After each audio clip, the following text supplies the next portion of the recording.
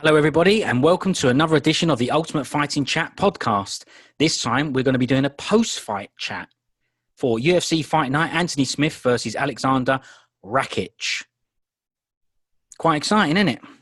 I mean, another edition of the Ultimate Fighting Chat podcast. Exciting? Yeah, it's pretty exciting, isn't it? Can't you tell by my voice? You sound, you sound very enthusiastic and well excited. And Yep.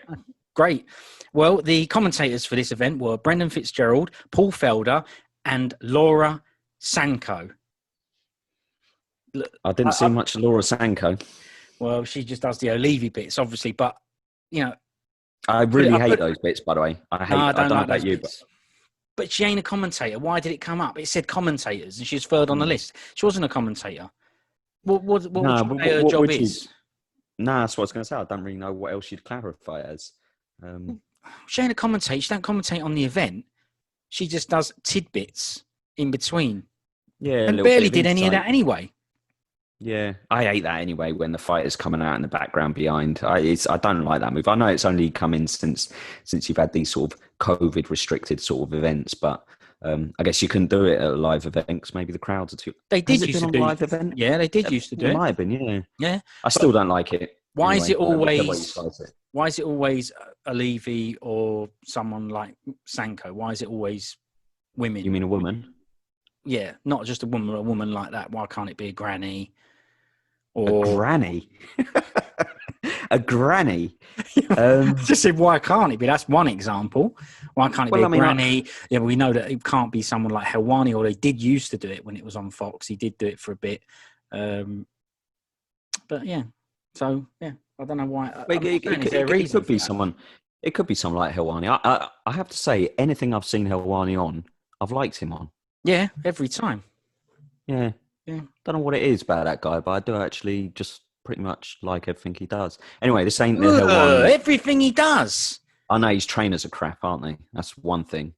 Now, what I mean is like he's good at interviews. He's good at sort of, all the TV stuff I've seen him do. He's just been good. And I remember like when he first started out as well, I remember even then going, this guy's good. But that was before I saw his trainers, and they are flipping awful. So they are crap. On the I'll tell you what though. Yeah. He looks better now than he did when he was young, when he was whatever, 20 odd. You know, like he looks same. That's what I mean, right? So he's like he's probably in his 30s now, right? But he looks better than he did when he was in his 20s. No, he looks better because he's got a little beard and stuff like that. So he looks better than he did. And he's filled out a bit. Like when he first popped on the scene, I was like, this guy looks like an absolute dork, but he's wicked at his job. Whereas now I'm like, nah, he looks all right and he's wicked at his job. Anyway, we bumped into him. Remember, anyway. No, remember we bumped into him. We didn't chat to him, but at one of the events in London, we saw him, didn't we? And he was big, wasn't he? That's right. You know, like when you say bloke. Big, like tall, you mean? Yeah, he was tall, everything, and wide and everything. He was big. Not overweight. Wide. He was. He's big. Big fella. Big human. No, I don't remember that. Yeah, we're both small. I remember John Morgan being quite big. But I'm definitely going to move on then, right? Because that was crap.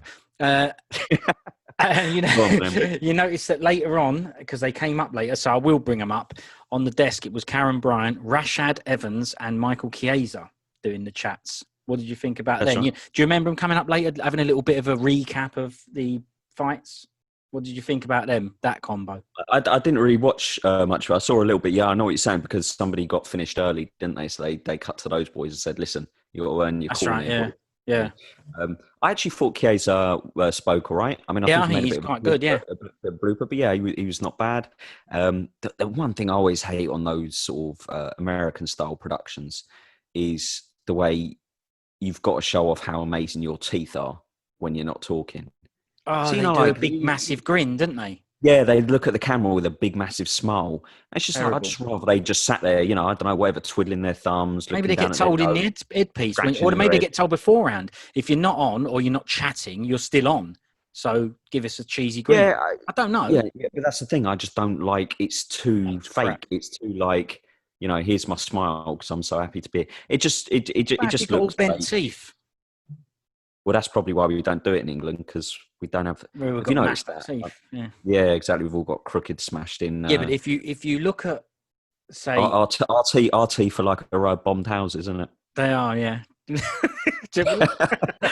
just Maybe if I had teeth like mine your and average yours, though. American, I'll be smiling all the time. Maybe. Yeah, but it's not real though, is it? Half the time. So if you look at Anthony Smith is a perfect example. You know, you used to have rounded, normal teeth. You know, rounded off, gaps in them, and all that. Now they're straight as out. I mean, they are thick whites. He's had them done. Yeah. He's had them done. Yeah. I mean, He had them smashed out by Glover, didn't he? exactly. Yeah, I can't really fault someone who's actually had their teeth. I'd have them done. Yeah. I mean, we've even said before, you know, modern teeth aren't made for all these modern sugar-filled diets. You know, like you say, there's even sugar in crisps.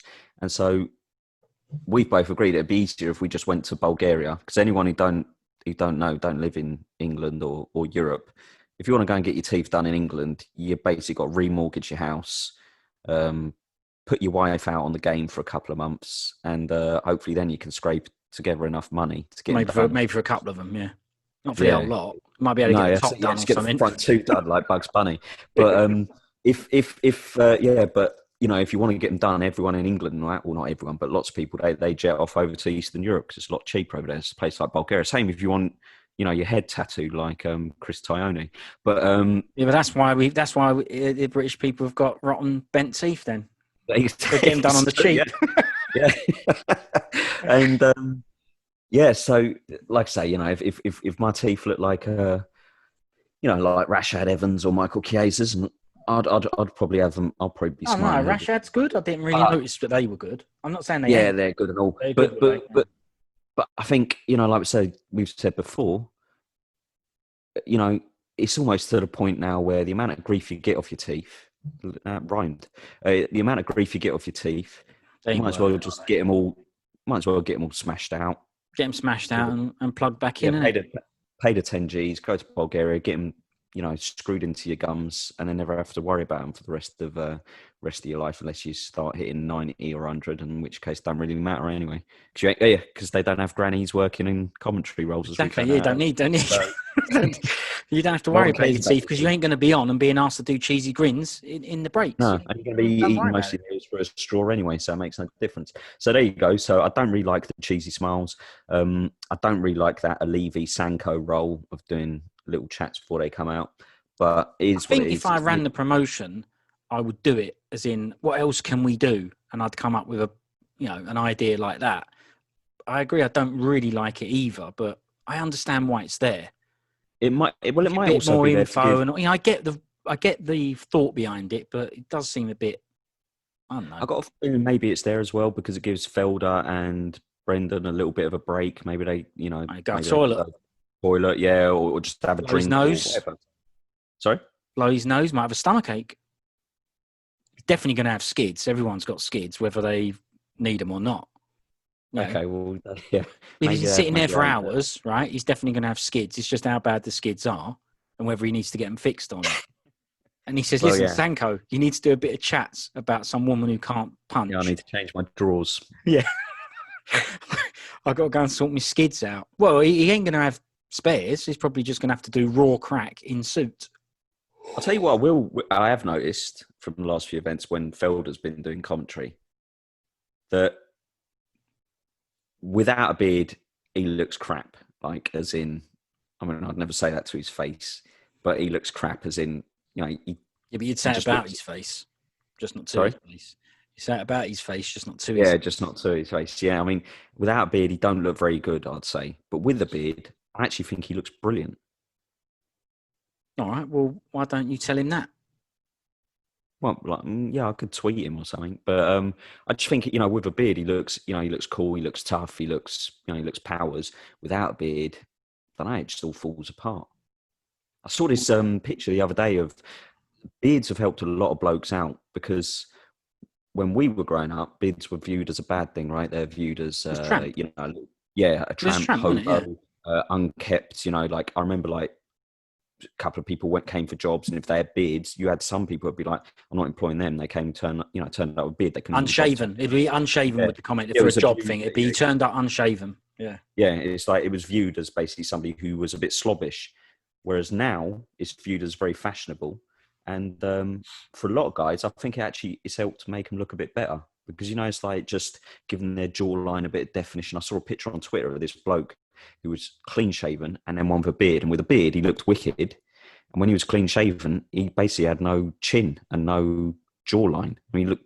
Yeah, well, you could see the true shape of his face then, can't you? Yeah, and he looked. Well, unless you take the skin and flesh. His head was like a tennis ball when he was freshly shaved. But then when he had a beard on, he looked, all like chiseled and powers. So there you go. Anyway, I didn't come here to talk about beards, and I didn't come here to talk about skids. Okay, but you can't. Okay, well, you don't need to talk about skids. They're just there. But yeah, okay, but we can talk about Fitzgerald and Felder as commentators. What are you saying? I like them. They were your combo, your duo for this event. Yeah, I think to me, Brendan is, doesn't really have much, again, when you're that straight-laced side of the argument or commentary team, you just got to read out adverts and kind of give a little bit play-by-play sort of thing. And he does it competently. I find him a little bit more personable than Anik. Yeah, same here. Seems to chip in a bit more than Anik. And Felder, I like Felder. I thought he'd done a good job on this broadcast. I thought he was cracked a few jokes, a bit more lighthearted. And I thought it was good. Sometimes I think when there's too many of them, so sometimes when I've heard like say Felder and Bisping, that doesn't work because they're kind of talking over the top of each other. And with three there, I sometimes find it gets a bit crowded. With two, you tend to find they can kind of bounce off each other a bit easier. It's more clear, isn't it? Yeah. So I prefer a two-man team rather than a three-man team. And I thought he was pretty good. Yeah. Yeah, and he's good at the after fight discussions as well. He is good at those, the post fight interviews. Yeah, he's definitely good at that. Yeah. Again, he's personable. He reacts to what they're saying. I always used to find with Anik after a post fight interview with Anik, it literally followed. It was like he's reading off an auto cue. It'd be like, you got the job here done tonight. How'd you feel, my man? They'd give same question as you asked the other bloke before. As well. Exactly. They'd give an explanation. Even if it was a woman, it'd still be, how'd you feel, my man? It's the same question. Yeah, exactly. Yeah. And then they go, well, you might get a number next by your name, tomorrow morning. Who would you like to see next? Yeah. When are we going to sit back in here? It was just regardless of what the answer to the previous question was. That's what you mean. Exactly. Yeah. Whereas Felder, I think he does seem to respond to what they're saying. Does and stuff like that. So yeah, I like Felder. Full stop. But there's a reason for that. Apart from the shaved version. Yeah, of course. We're not going to tell him that. But there's a reason for that. He weren't just handpicked because he's a fighter. Some of them aren't. I don't know the reasons for it. I do know that he's some sort of thespian.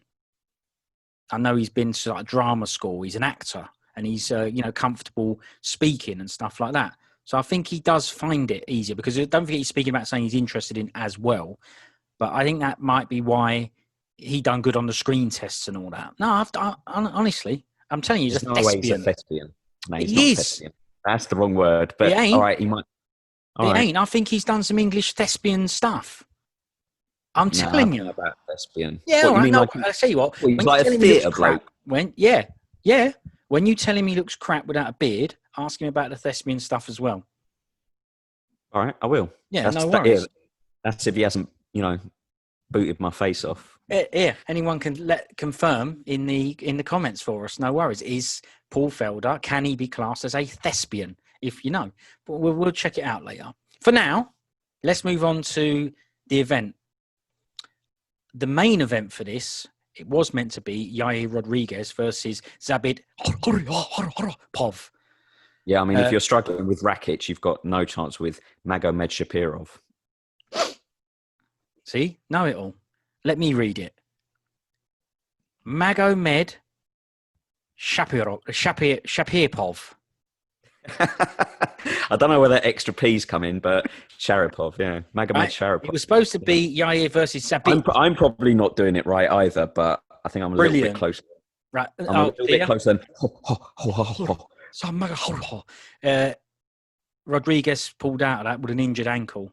That was a bit weird. Yep. It was a bit weird. You know, I mean, he's got another ankle. Yeah, he uses a lot of kicks though, doesn't he? So I guess an ankle for him might be a bigger deal than say Chandler. Okay, well, Chandler, the busted ankle and all. Right, but yeah, anyway, but that only lasts 2 seconds. He was all good. I didn't like Buffer's purple suit in this one. And I know you're probably going to go, I don't ever like his suits. And there's something to be said for that because they're really square and they're kind of the opposite to the McGregor too tight. Something in between, I think, would be a bit better. But they're a bit square, aren't they, his suits? Do you remember his suit? You probably took no notice. I remember big his suits, square purple suit. Buffer to me looks a little bit like Simon Cowell's older brother. Does, doesn't he? Yeah. You're right there. And I don't really like him, if I'm being honest. But I don't want to get into the hows and the whys. And well, you can tell him to his face if you want. But I do know, didn't he smash up Frank Trigg in a lift once? Have a real fight when Dana was there. No, it's real. Way Frank Trigg. All right, no worries. Regardless, I'm telling you now, he had a fight in a lift with Dana, and I think the other fighter was Trigg. I'm not 100% sure. I think it was, and they had a smash. Buffer weren't messing about. He's like, I can't remember what it was over. But anyway, yeah, you'll have to ask Dana when you see him. But he's got the story. Shall we start from the bottom of the card, as we usually do? I think I prefer it leading up to the main event. So the main event was replaced with Anthony Smith and Aleksandar Rakic. Yep. But that's why it's only 3 rounds, because I think it was a bit late to... Well, I'm guessing it was a bit late to say, look, you're going to do a 5-rounder or whatever. So I did actually see, I did see that, and I thought that's a real... he did fight Frank Trigg in an elevator, apparently. Anyway, but we've moved on for that, though. But when I saw that it was only 3 rounds, I was like, that's really bad news for Anthony Smith. But we'll get to the other way round for me. I thought. Okay. Oh no, sorry. 3 rounds is bad news for Anthony Smith. Sorry, yeah, I agree with that. Sorry, 5 rounds would have been better for him. That's right. Yeah. So, but yeah, we'll get onto that later. We will do, because we're going to start with. Yeah, they always start you off. They say a featured prelim, right? But there's something to be said. Now, there's something to be said for the first night of the fight. First night of the fight. That's a new one. The first fight of the night is the one. Well, can I just jump in before you say the first fight of the night? Sure. Okay, well, Magny was supposed to fight Jeff Neal at this event, and as you know, I know that's coming up later. Okay, well, when I get to his okay, all right. Well, I'll leave that for now then. And the other thing was the Cutelaba fight got pulled, didn't it? Now I was going to ask you about that, because that was on my list as a fight. Okay, you know what? Because it didn't happen, then we'll go through it, because there was I wanted to ask you about it, because it said that they fought on the 29th of Feb, as you'll remember, this year gone. And it was that 38-second fight where he said he was wobbling and he didn't playing possum, playing possum and whatnot, and then the fight got stopped. This is a rematch because of that, yeah. Then they were going to have a rematch on the 6th of March, and that card got cancelled. Then the 12th of August, UFC 252 was the next time that got rescheduled, that rematch, and that got called off because Cutelaba was tested positive for COVID. So now this is the next time. And I didn't know. I was just watching the event and went, why has it gone straight to the Anthony Smith fight? Where's that? Do you know why? I haven't looked it up or anything. Yeah, well, you're not going to believe it. And what's happened? I don't want to get into this discussion because... I mean, again. Not fighting again. He tested positive for COVID again. That's what's even more amazing. Oh, really? So it's one of those weird things where, people are like, can you get it twice and this, that, and the other? Maybe he's maybe someone needs to ship Cutelaba over to, some sort of testing center and find out what's going on, because he seems particularly vulnerable to it. But well, maybe it just doesn't. Maybe even. Well, this is okay. Look, like you said, you don't want to get into this. It lies dormant in your system for a while, and maybe. But I do know that they do say. I say they. Look, I don't know who, but you hear a lot of different things, and one of the things, apart from skewed numbers and stuff like that, is that the tests aren't accurate. That system also goes against the numbers, the whole numbers thing. Apparently, the tests aren't accurate either. Who knows? But he's had it. He would have been cleared at some point. He's either got it again, or he's never got rid of it, or he just ain't got it. I'd like to chat to him about symptoms or how he feels or whatnot, because I guess he felt all right. Well, what I will say is it was really disappointing because that was actually the fight I was looking forward to most on the card. Yeah. The thing is I think it's a little bit harsh that the rematch is actually even having to happen. So for me, if I was Ankalaev, I would be really annoyed because I would be like, well, it's not my fault. It's not my fault. Let's just, right. Firstly, he did catch him with a big shot and he definitely rocked him big time. Yeah. Right. But he was winning the fight. Yeah. And regardless of that, the fight got stopped. If I was Ankalaev, I'd be like, it's not my fault he played possum and he played that part so well, they ended up getting stopped. That's his problem. That's his fault. I want to move onwards and upwards. So if I was Ankalaev, I'd be really annoyed that I have to have this fight. But at the same time, I think Cutelaba is brilliant. I really enjoy his fights. He's a real sort of throwback. Get in there, swing, strong, hard bloke. I mean, he's the kind of guy that if I was at light heavyweight, even if I felt I had the tools and the skills to beat him, I'd be like, I don't want to fight this guy though. Because, like a Melvin Manoff, Ponzinibbio's another one. These are blokes that I think. They're just guys that if I get clubbed by these guys, even say someone like Mike Perry, someone who is just like, I know I'm going to have to go through a little bit of hellfire to get rid of this guy. So I really like Cutelaba. I think it's harsh on Ankalaev. He's having to have that rematch, but if I was the UFC now, I'd just put that to bed. You'd have to, because Ankalaev, I have no problem with him having... A little bit like Ferguson and Habib, right? Just go, look, guys, this just ain't going to happen. I have no problem with him having the ump with having to do the rematch anyway, but I get why he was initially going, no worries. But if you think the amount of fights he's now not had because of it, I'm sure they would have looked after him or whatever because it's not his fault. Maybe he still gets his show money or something like that, I guess. I don't know. But the point is, he's now had to sit out, isn't he? So even if he has the money, I know someone might go, that's great, you got the money and you didn't have to do anything. I think an easy fight, a fight where you take no injuries and stuff is okay. But I think people still want to be on show, not because they're showing off. I just mean the fact that it means that you remember them, they're part of the sport. And obviously, he never was on that card. I never saw him. Nobody else saw him. So you forget about people, right? So I think it's good to be out there and having fights, and he hasn't been able to fight. And maybe he wants to get the experience and stuff as well, be out there fighting. So I think it's bad for him. And I agree that if I was him, I'd be, I've given him like 3 chances, forget it. And I'd done him the first time. Yeah. So the other thing as well is you can say, let's just say he does get his show money. Sometimes, it comes out that they don't get their full money, but okay, might get show money, but he loses his opportunity to win any bonus money. So he can't get any performance of the night or anything like that. Yeah, that's true. He probably doesn't get his win money because he didn't win nothing.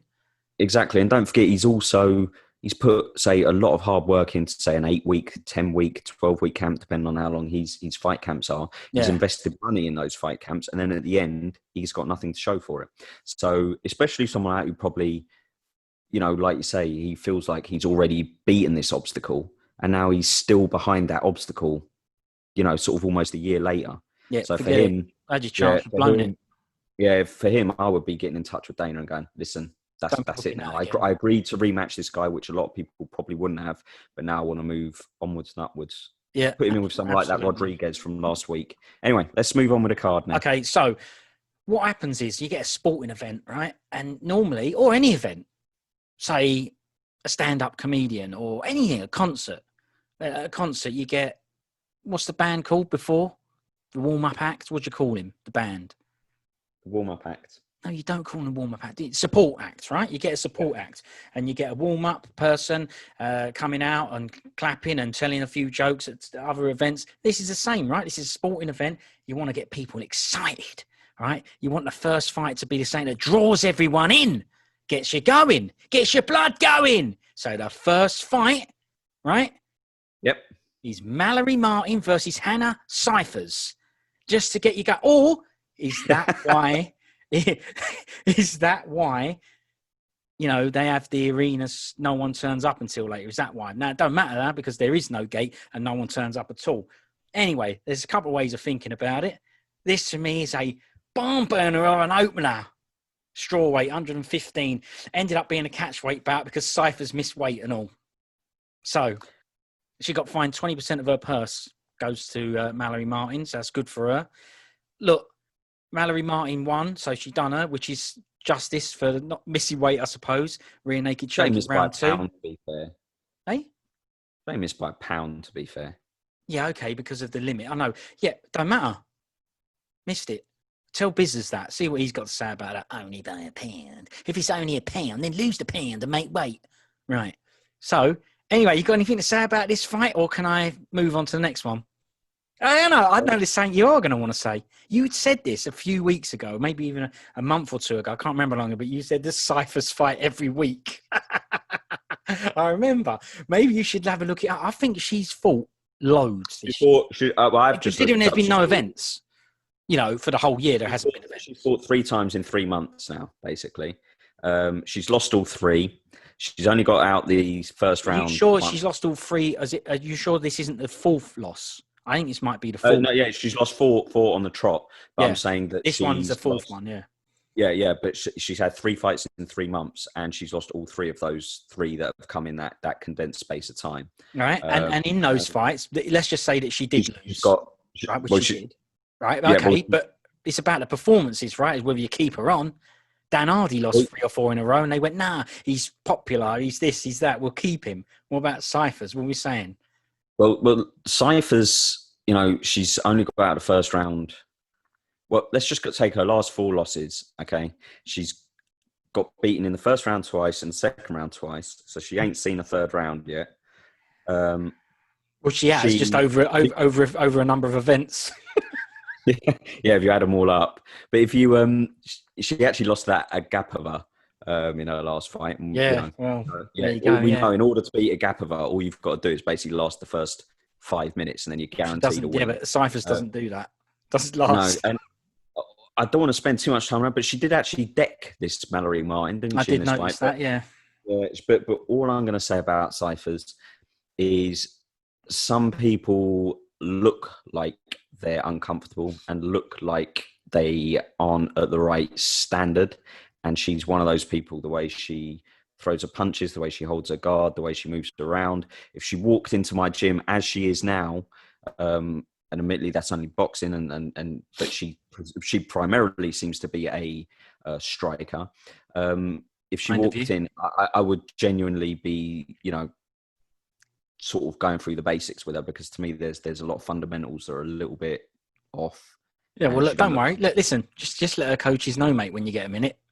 Yeah, well, last week you were doing all the coaching. This week, long story short, she needs to sort of go back to the regional circuit, get a bit more experience, hopefully improve a bit, and then maybe come back. So there's no good in just going out there and getting beaten up by people every week. She needs to go back to Tesco's or the like, whatever supermarket she came from.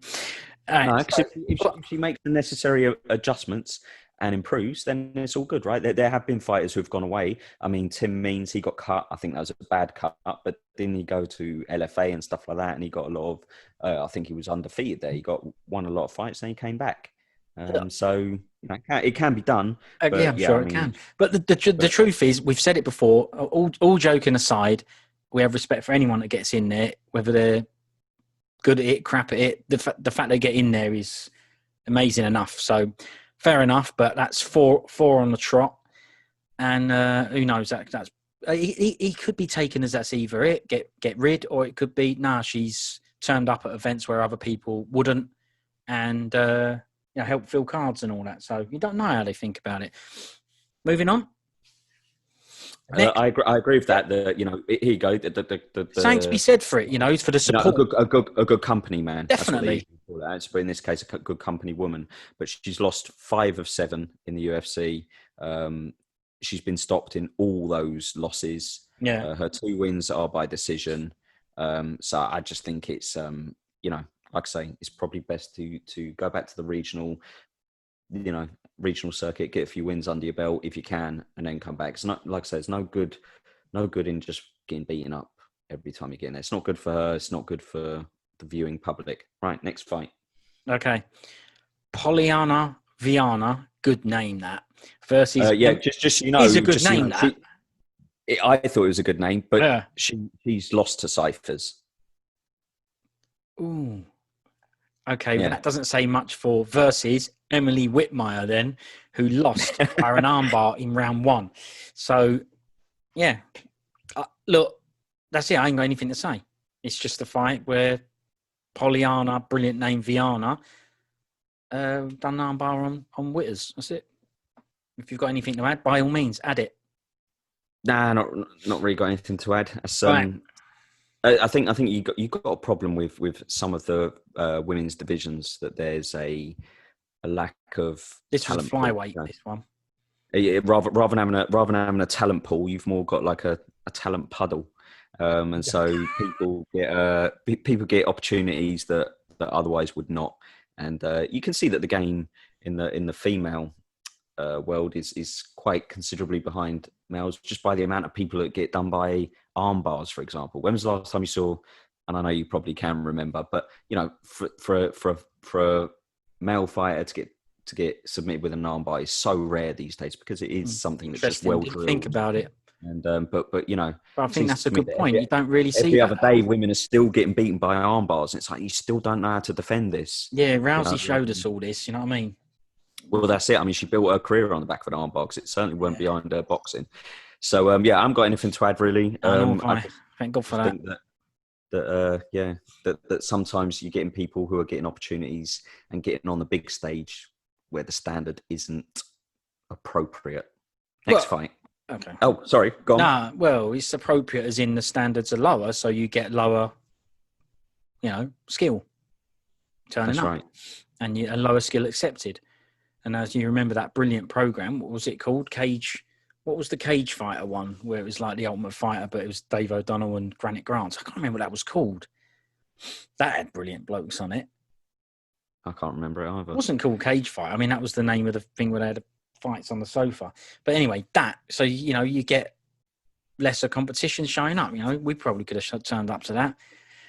Anyway, the next fight is Sean Brady, 12-0, versus Christian, the Beast, Aguilera, 14-6.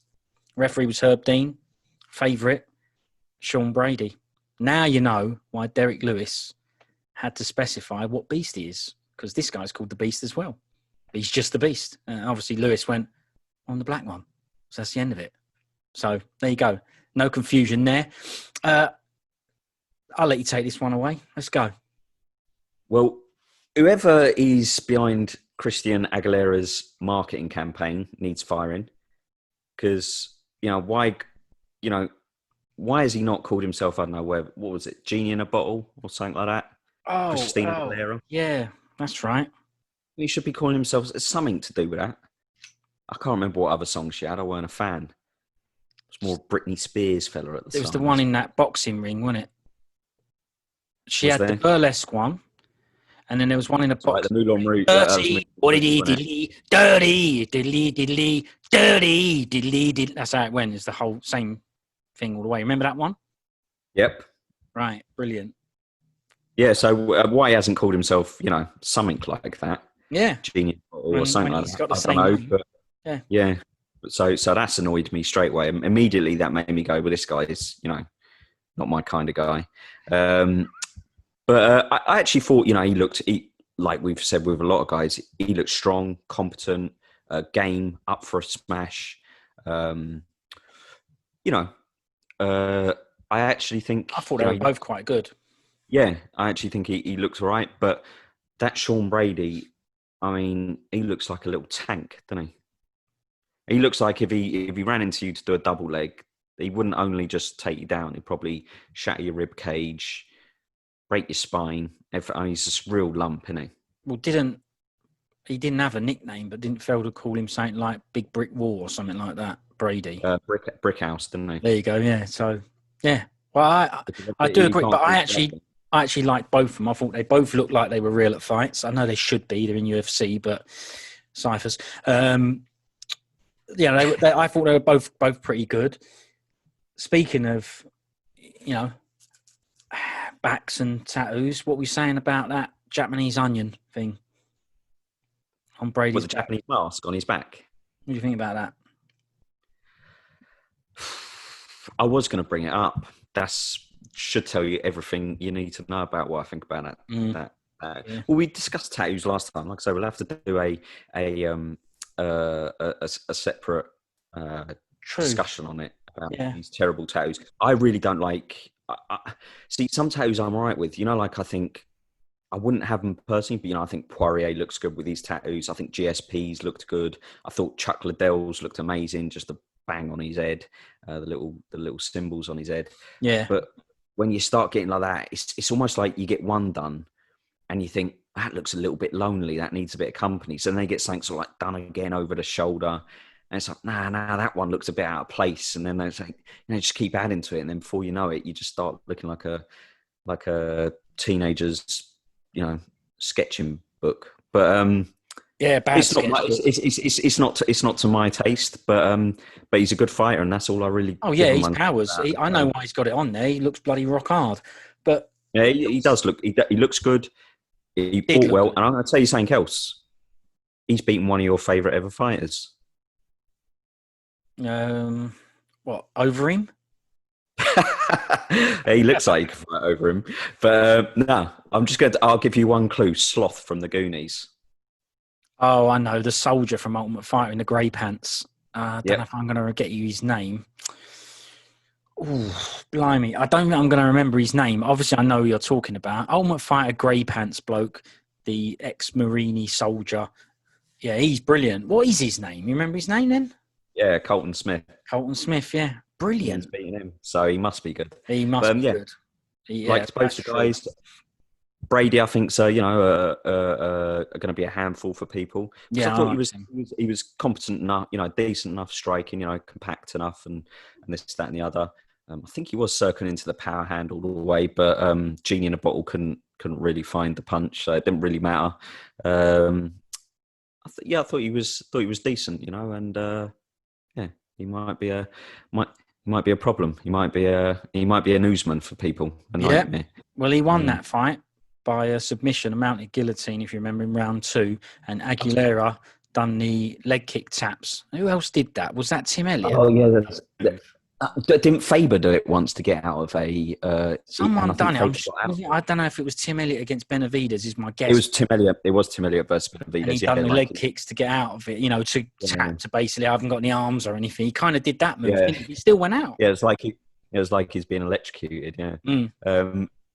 I'll tell you what I thought immediately after seeing that Brady Aguilera fight was I thought Sean Brady versus Semi the Jedi. That to me just makes sense. Next matchup, both on a similar sort of time schedule, same weight, both sort of similar guys as in strong, decent stand up. Look like they can grapple a bit as well, and obviously Brady's a strong grappler. I just thought that'd be a good fight. Just see which one sort of moves up and which one sort of stays there for a bit. Give Shelby a shout when you're ready. Let him know. I think it'd be him. I think Maynard do the lighter ones. Yeah. So when you're ready, just give him a shout. Yeah, I will. Next fight. Yeah, next fight. Alex Caceres, Bruce Leroy, 16-12-1 versus Austin Springer, 12-3. He's from the Contender Series. It's a flyweight bout, but it ended up being a catch weight. Because, he took it on very short notice, didn't he, Springer? Like a few days notice. Yeah, he weighed in at 151.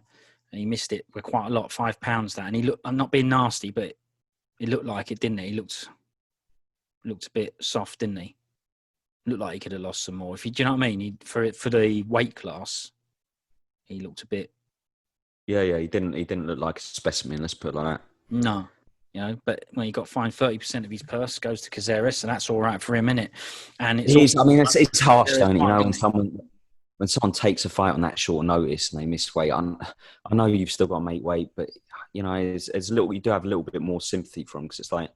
I do, but the agreement and the rules are the rules. If you tell them earlier you're not going to make it, then they'll tell Caceres to stop cutting as well, right? And they'll agree higher weight or something. I'm just saying that I've got a little more sympathy. But yeah, I mean, to me, Austin Springer is the male version of Hannah Cifers.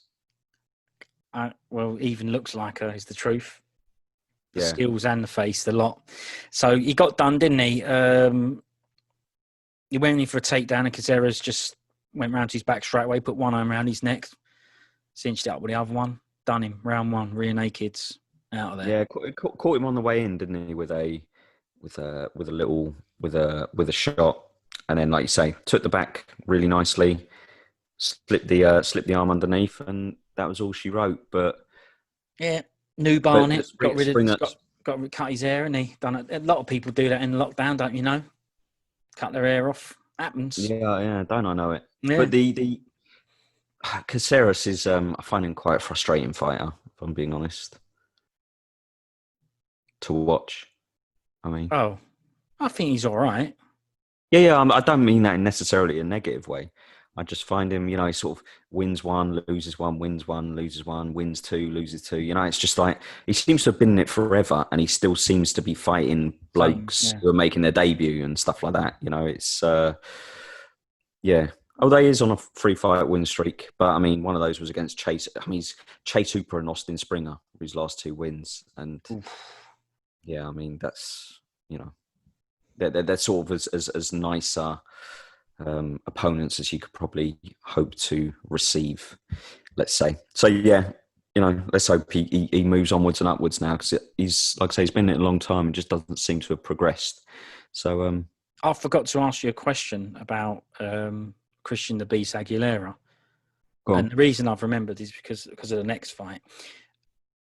He's a crash with a good beard. Right, when you say a crash, just to explain to people, by that you mean Crash Bandicoot.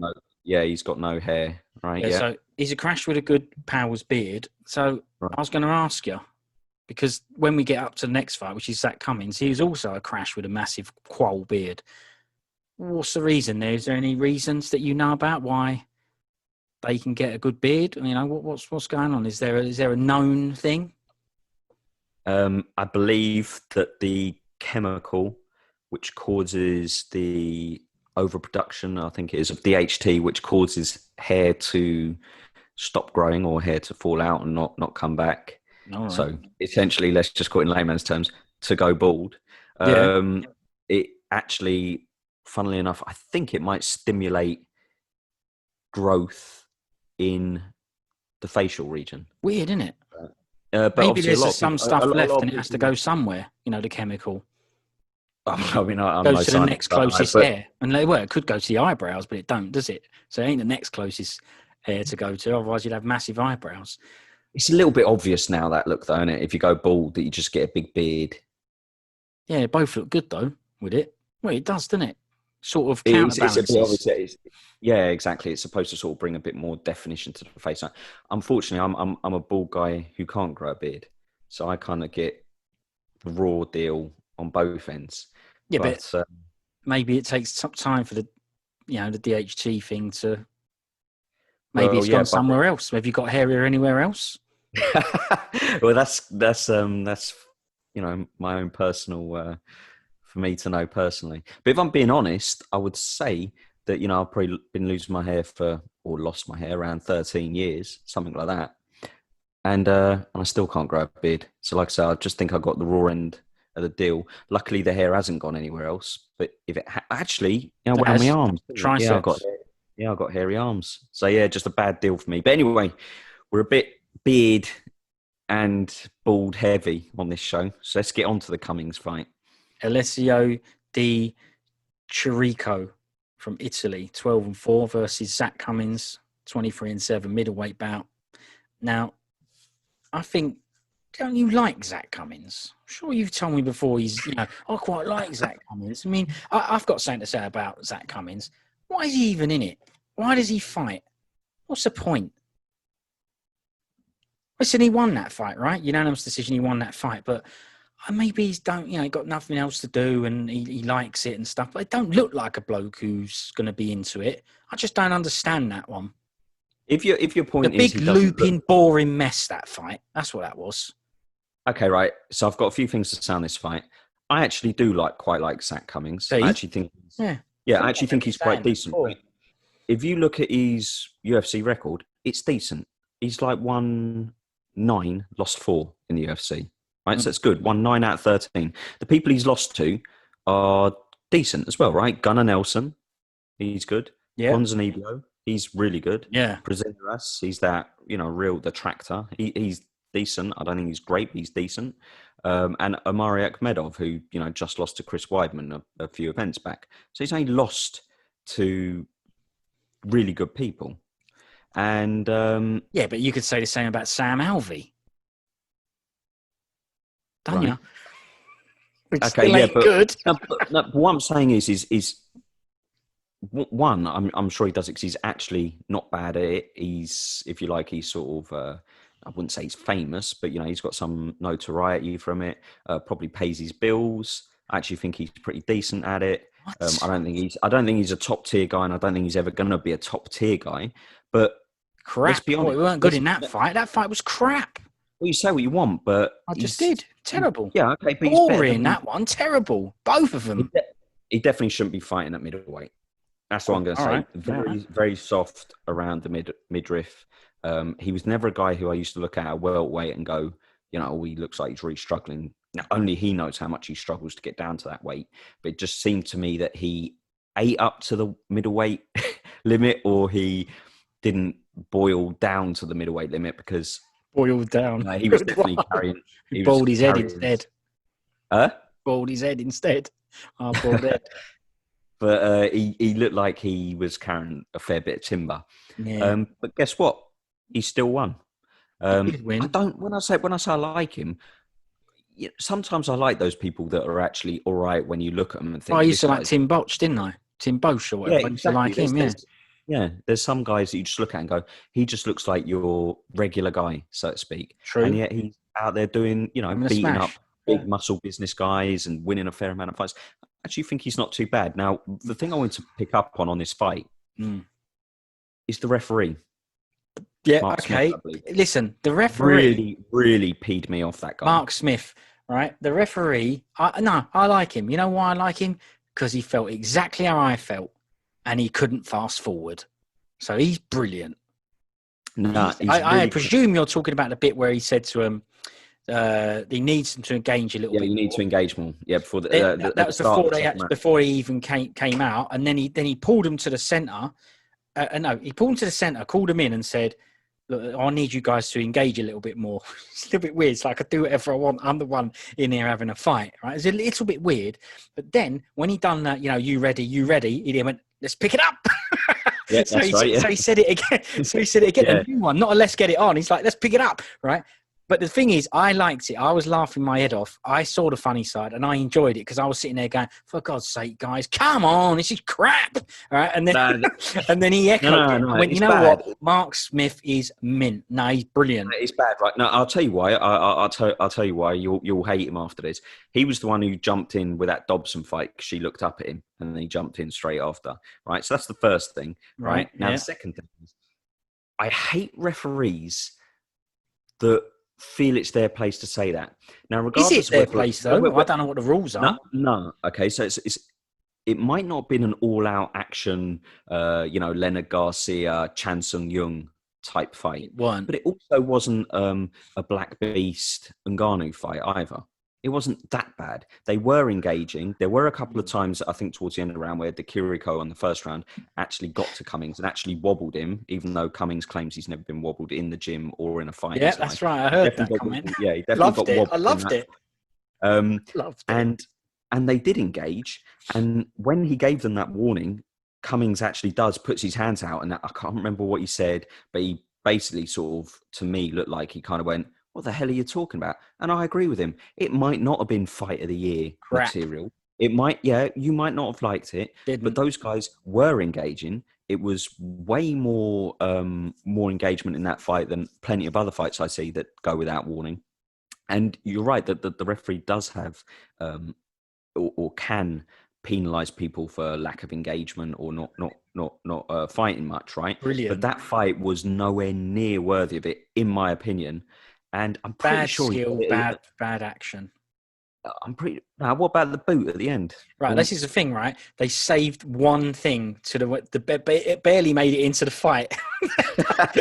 One move that barely made it into the fight. And then it's a bad fight when they show the replay before, when he's on the way to putting the tank driver headset on to speak to Felder. On the way, the only bit they can show is the head kick. And you're lucky that he even got in, for the buzzer. Thanks, Cummings, saving that one to the end. Crap fight. You know what that fight was? That was a bad pub fight. Well, get rid of it. Crap. I'm not saying it. I'm not saying it was a great Smith. fight, but I don't think it's the ref's place to. It is the ref's place. You need to engage more if people are going out of their way not to engage. Like say, Houston Alexander versus Kimbo Slice. That's right. I remember that. Yeah. Yeah, if it's one of those kinds of fights, I have no problem with the ref going, "Hey guys, you do know that there's people watching at home on telly, and paid money in the crowd, and you do know your job is to have a fight, right? Because at the moment you're just testing out the canvas." But that fight, even though you might not have been enjoying it, even though it might not have been a great fight, terrible. It definitely did not. They were engaging, and they were engaging enough for my liking. Didn't like that refereeing. That's the second thing he's done in two events that I haven't liked. But I liked it. Right? But it's a difficult job. All right, well, you like it. Next I liked that bit of Mark Smith. Made me think he had a bit of something about him. I was like, no, this ref is good. He gave exactly how I was feeling, whether he was meant to do it or should do it or not. I was like, brilliant, really crap fight. Go on, Smith. Next fight. Maki, coconut bombs, Pitolo. Yeah, it's a bad nickname. That go on. So Maki Pitolo from Hawaii, 13-6 versus Impa Tishlobo, which means warrior under God. That's his nickname. So Impa Kasanganay, maybe Kasanganay, I think, maybe what I was saying. I can't remember. He was he's 7-0, undefeated. Still undefeated because he won that fight by unanimous decision, and he's from the Contender Series, 185 fight. What did you think about this one? Or what do you think about both the blokes? Give me some chat. Okay, well, I thought Kasanganay looked good, looked strong, athletic. Saying that he hasn't been doing it very long, I think he looks like he could develop into, a decent contender. He came from the Contender Series. Well, there you go. That's exactly why it's there then, right? But what I'm going to say, I actually thought he was good, right? He's another guy that just looks really strong, really athletic. And, if he catches you, regardless of whether he's got the most refined striking in the world. Is he the same as Brickhouse weight, is he? No. No, he's the weight up, middleweight. Yeah. Oh, yeah. Brady's Yeah, he could fight Zach Cummings next. I'll be happy for Kasanganay to fight Zach Cummings, and I think he'd beat Zach Cummings. He'll blaze him out. But what I'm going to say is I'm just going to give I think that Pitolo is quite good. So do I. I like him. I like him quite a lot. Yeah, he's one of those guys, right? He lost to, I don't know if you remember, Darren Stewart, and it was only a little while ago. Yeah, and I remember when I saw him, I was like, this guy again, it's too quick, because then he gets stopped last time. He did. He got stopped with a guillotine choke, and it was only 3 weeks ago. And I remember when he got stopped with that guillotine choke, I remember up until that point, I was like, this guy's actually pretty decent. I quite like him. And then the dentist, sorted him out. And I was really surprised to see him in there that quickly, 21-day turnaround, 3 weeks. And it's obviously quick. He lost. But he didn't lose by getting his face smashed in, broken bones, etc. That's right. Yeah, so I suppose he got cleared, and he will have taken more damage in this fight than he did in the Darren Stewart fight. But I think he's decent, and I hope he's lost 2 on the spin now. I'm sure that won't get him cut or get him his walking papers. I hope they give him a fair bit of time. Even if he lost his next one, I wouldn't cut him. He's good. He's like that other bloke, Brad Tavares. I was going to ask you. Another good fighter. Yeah. I don't know what's happened to him. He's brilliant. So I like this Pitolo. I thought he was really. I really like him. He seemed. Yeah, he was really good in round 1, wasn't he? Yeah. He basically beat Impa up, done him really. I thought he won round 1, but none of the judges scored it round 1 for him. Oh, did they not?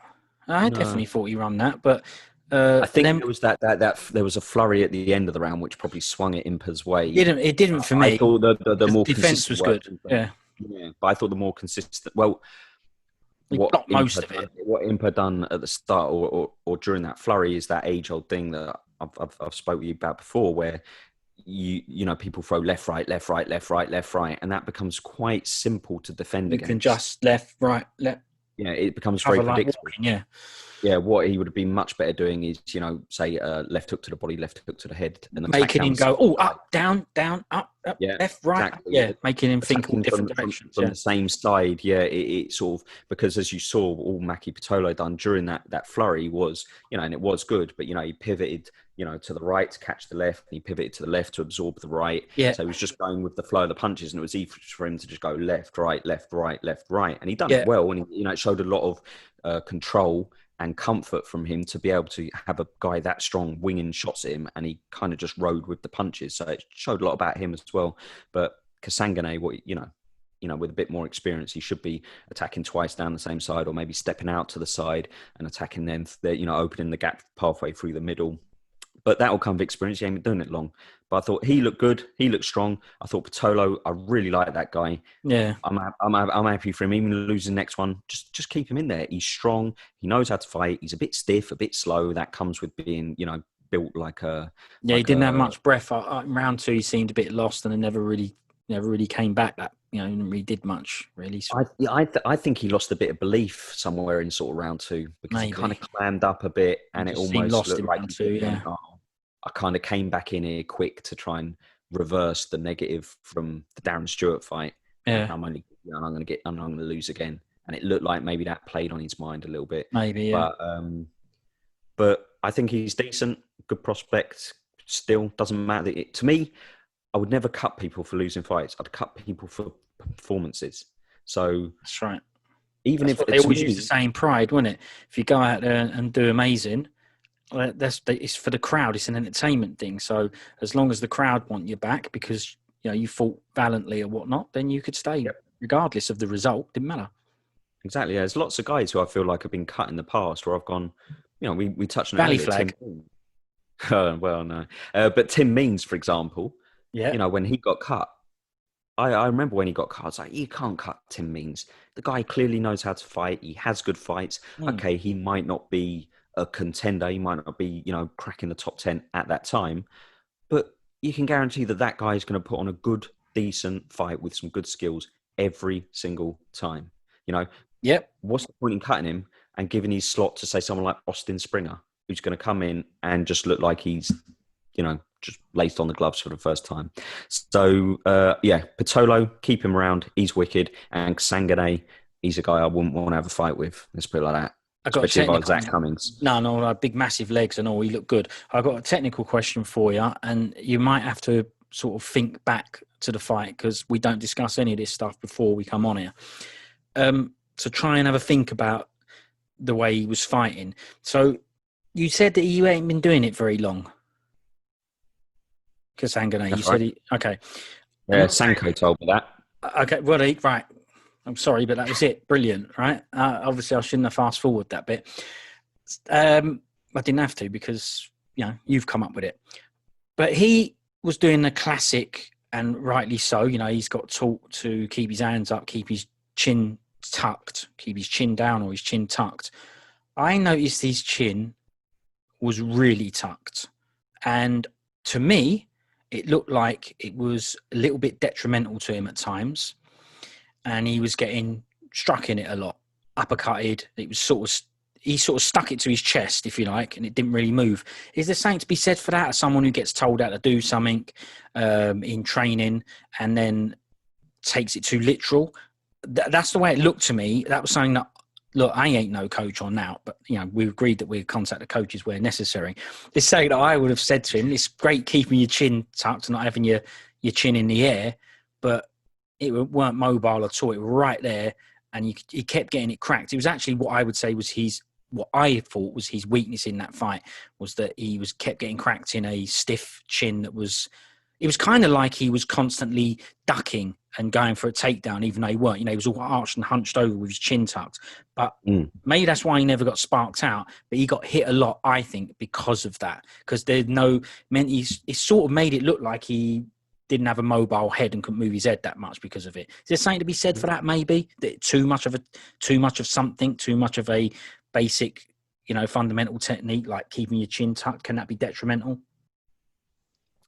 Well, I would say too extreme of anything is too bad.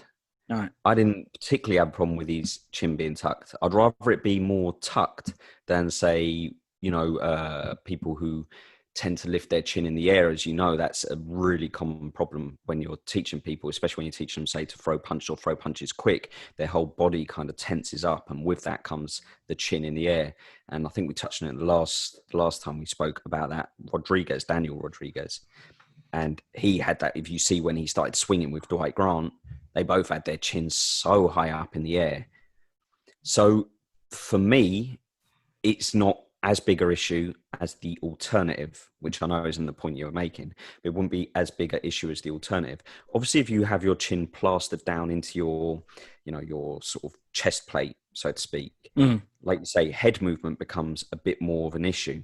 And what you'll find is that you'll tend that when you're moving your head, you're kind of having to move your shoulders. You're having to move your whole torso more than just being able to relax and sort of snap your neck around a little bit. Yeah. And if I remember in that fight, I don't really remember him using any slips. I mean, I'd have to watch it again to really analyze it, but I don't. Yeah, and that's just the thing I noticed. You know. Yeah, that comes from being stiff. That you can't really slip so much because your head is buried into your chest cavity, so to speak. Right. But the thing is when you do that, you do eliminate the target area. So most knockouts will happen from contact to the chin. If you remember the Frankie Edgar Chad Mendes fight, we caught him with that left hook, and if you look at it, I mean, he barely clips his face, right? He doesn't catch him clean on the side of his face, on his mandible. Sort of catches him on his nose, like thing, yeah. Yeah, it's literally just clips his chin. Yeah. And that's where the off button is, so to speak. And that's why it's so important to keep it tucked. Right. So it's not that big a deal for me, other than if he sort of like started to want to change his style and perhaps slip a bit more and be a bit looser with his head movement. So again, head movement is something that a lot of people struggle with. It isn't natural. And obviously if you've got your head tucked into your chest, you can't really move your head at all. Yeah. You can't become a moving target. That's what it looked like. It looked like it was glued down there, you know? Yeah, which therefore makes you vulnerable, like you say, to uppercuts. But the flip side being is because his chin is tucked so low, to get an uppercut that hits that off switch becomes quite difficult, right? Because that he's going to slide up his face. Yeah. Yeah, it's kind of hidden, so to speak. Yep. Now, you can still get done. One of the most famous fights I remember was... A knee to the face, though, wouldn't go down very well. Doesn't have to be in the chin, you see. You can be straight in your nose and that. Well, yeah. Not only that, if you know, a lot of the times fighters say, the coaches tell them to punch straight to the chest and stuff. So eventually go for the face. So they're saying to aim for the chest, but it'll get the face. I think he was a prime candidate for that. It's just things that I picked up on just through, you know, watching it as a layman. I just thought, well, if he throws to his chest, he's going to keep it in his nose, you know. And not every time, but a lot of times he threw an uppercut. Like you say, it didn't take him out or anything, but it meant he got hit, you know. So and also look, if I remember the fight well enough, that Pitolo, the best shots he landed were uppercuts straight through the middle. Yeah, he landed quite a fair few of them, and it was one of those sort of quite frustrating things where he landed a few of them, and I kind of went, keep on with those, and he didn't, or he didn't throw as many as he should have been. Yeah, when they were whether that was because he was tired or he was, he'd been hit a few times and was, cautious, whatever it is. Only he knows, but I'd been working on sort of corkscrew uppercuts, corkscrew jabs, stuff like that, stuff that really pierces straight up through the middle of a guard. But well, like you say, the alternative is having his chin out in the air. It wasn't bad enough that I looked at that Kasanganay and went, he's got You know, Oh, that's the real I'm not problem. even saying it was bad enough for him. It was just something that I picked up on that I've not really seen demonstrated before. You know, like the habits in a driving lesson, innit? They teach you how to turn the wheel, and you turn it 12-6 like you're taught in a lesson. And then when you actually get you more comfortable with it, you never do that move, but you have to be taught the correct stuff first. He just looked very correct. And like you said, it's not necessarily bad. I just saying because if I was the fighter or the coach against him, I would have seen it as a thing to take advantage of. That's all. Mm. Especially now I've watched a 3-round fight with him. If I had a fighter going up against him or I was fighting him, I'd be looking at that going, well, if he does that again, I'm going to do something about it, you know? Yep, maybe even stick an Anderson Silva, Vitor Belfort boot up the middle of it. But you know, it's if you look at say some of the fighters that have better, let's just say traditional boxing or stand up striking. You know, say for example Conor McGregor, as an example, he doesn't tuck his chin down ridiculously. No. Into his chest, because you have to have that sort of looseness and that that ability to react and respond and slip and slide if need be. And if you're just, you know, if you're too rigid, it's like when you try and teach someone to keep their hands up, and then what they do is they put their hands up and they find their hands they're really rigid, and you try and explain to them you can keep your hands up but still be nice and relaxed. Yeah. I used to say, if you feel like your hands are up but you feel your bicep muscle engaging, that means you're too tense and you're too stiff. Try and learn how to say, hold your hands up, but your arms are still relaxed. It's the same with the chin. You want to find that middle ground where it's not looking up to the sky. It's not stuck into your chest plate. You want it in that sort of middle ground where it's protected, but it's also can move around, got a bit of mobility. Yeah, got full dexterity with it as well. So yeah, but you know, you know, it's he's good, that Kasanganay. I like him. He's going to be. He's an Usman. It's a bit of a problem. It's an enjoyable fight. Both good. Yep. You know, Impa was just a little bit more composed and tight, which got him the win. So it was good. Yeah, a bit stronger, possibly as well. But yeah, both good guys. Like them both. Yeah, well done, lads. Congratulations, the pair of you. Yep. So that's the prelims out of the way. This is the main card now. Yep. First fight on the main card is Ricardo Lamas, someone that we like a lot. 19-8 record versus Bill Algeo, who's 13-4. Do you remember Bill Algeo's nickname? Lasinio Perfector or something, wasn't it? Is that right? El Senor Perfector or whatever. Yeah. Right. Featherweight fight. Favorite was Lamas, and this is a unanimous decision. So, you got anything to say about this fight? I mean, I mean, it was brilliant. It was a good fight, enjoyable, unlike the Zach Cummings one. Yeah, leave Zach alone. The same ref. I don't remember. Mark Smith ref this one as well. I don't remember him saying anything about, you know, pick it up. Didn't hear that. Yeah. Well, he wouldn't need to, because it was one where they really. I'll use a cliche. They left it all in the cage, right? You know, it's true. And brilliant. And I thought that Algeo was really good. Yeah, same here. He's a very, you know, real shades of Nate Diaz. You know, he has that little bit of swagger, a little bit of arrogance. You know, even though he's, you know, was that his UFC debut, I believe? I didn't notice that. I think it might have been. I don't know. Maybe you should look that up, because I did wonder. I actually put a note to ask you what his record is. Not his record, because we know he's 13-4, but who he's fought. Because I didn't know. I'd never heard of him. No, I think I remember. Did they say he came from the Contender series? I'm not sure. But I wouldn't like knowing a bit more about him, because I did think he was really good. Yeah, I mean, he looked like he sort of that was his UFC debut. He looks like he, you know, he's got a lot of good qualities, right? He looks like he's obviously his cardio was decent in a real, you know, sort of intense scrap. He is unconventional. Is that the right term? He's unconventional, like I say, fights like sort of a Nate Diaz. Unorthodox. Yeah. Well, he was unorthodox a bit. His striking was all over the place, and not all over the place in a bad way. I'm just saying it keeps you thinking, keeps you guessing, doesn't it? Yeah, I mean, it can look a little messy and a little scrappy at times, as you know. Obviously, Nate Diaz's can, but it was decent enough. He, Getting hit yeah, I and mean, all just back, so it's not like he can keep full good poise on all the strikes when you got someone like Lamas, smashing your back, because one basically had a bit more volume. Algeo had a bit more volume, and Ricardo Lamas had a bit more. He's just a bit more powerful. That's the way it looked. Yeah, I think the judges got it spot on. I think I gave Algeo the first round, Lamas the second round, but it was tight. And then he dominated the last round, Lamas, and I really, really liked Lamas in that last round. He's brilliant, absolutely brilliant. I love the fact that he changed what he was doing.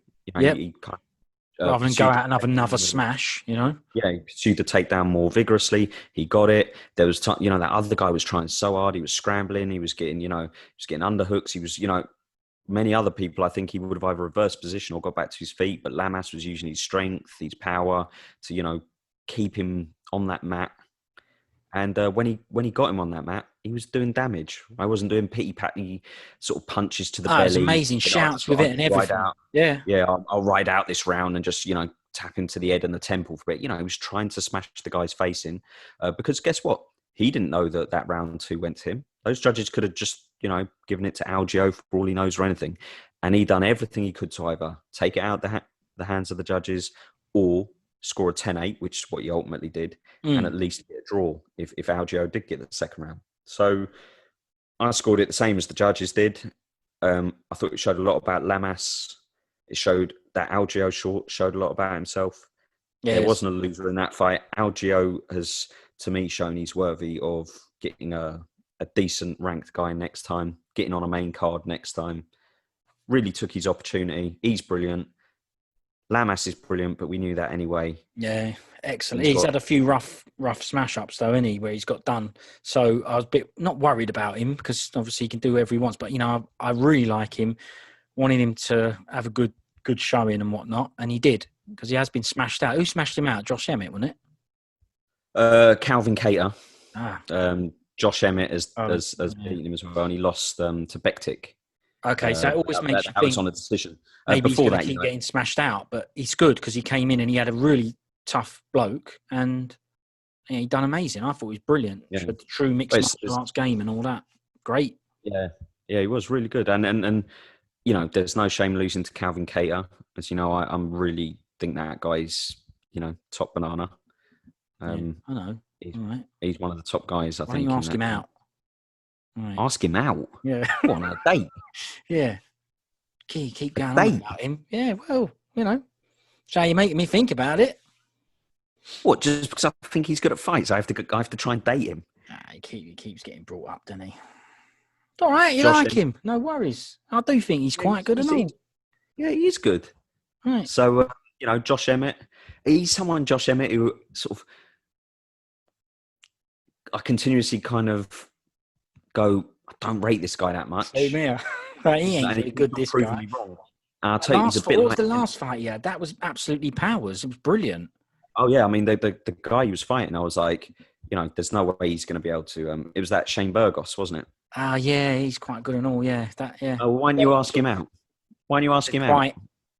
I didn't call him top banana. My words failed me at that point. But yeah, he's really good, Burgos, isn't he? We really like him as well. Yeah. We better not chat about him now because he'll have his time to be on the Fighting Chat don't podcast. Like him as much. We've got more fights. Yeah, we've got more fights to get to. Yeah, but let's just say what we do at the end, we'll give our performance of the night. How about that? Screw Dana and what he thinks is, I didn't see what they were this time. Well, I do know what they are, but it doesn't matter. It's not going to affect my decision. Right. It was good that I don't know, right? Because then I can just do what I would do if I wrote the checks. That's right. There you go. So next fight, are you all right with the next fight now? Yep, that's gone. Yeah, so both agreed that both those blokes are wicked, and there was no losers in that fight. Yeah, both brilliant fight. Really enjoyed that.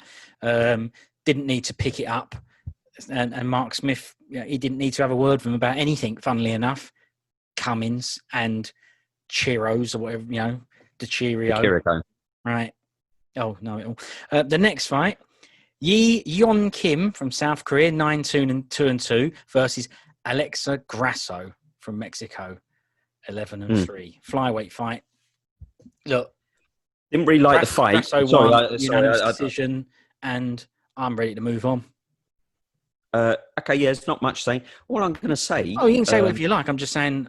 Well, I might have something to add, depending on what you say, but it was just the usual. A couple of things I'd say is that Yeon Kim, if she just spent a bit more time developing the face. Well, yeah, that'd help. But developing a jab and a backhand and just throwing them in combination. Let's be honest, pretty simple, basic things to do. Yeah. If she'd done that, she's very long, lean. As you know, a lot of these women that do those fights, a lot of them are short and stumpy. Well, that Alexa Grasso's tiny. Yeah, exactly. Looks tiny, I'll tell you anyway. And she should have been able to just whip out that jab, throw a few backhands behind it, keep Alexa Grasso at bay. It doesn't take many jabs to sort of break someone's will, so to speak, to sort of engage. Or their forward motion, stop them, coming at you. And I really get frustrated when I see fights like that, because I look at it and I go, utilize what this girl has got going for her. Now, maybe they do, right? Maybe all they do is jab some right hands with her in the gym, and she just don't pick it up, or when she goes into the fight, she just don't carry it out.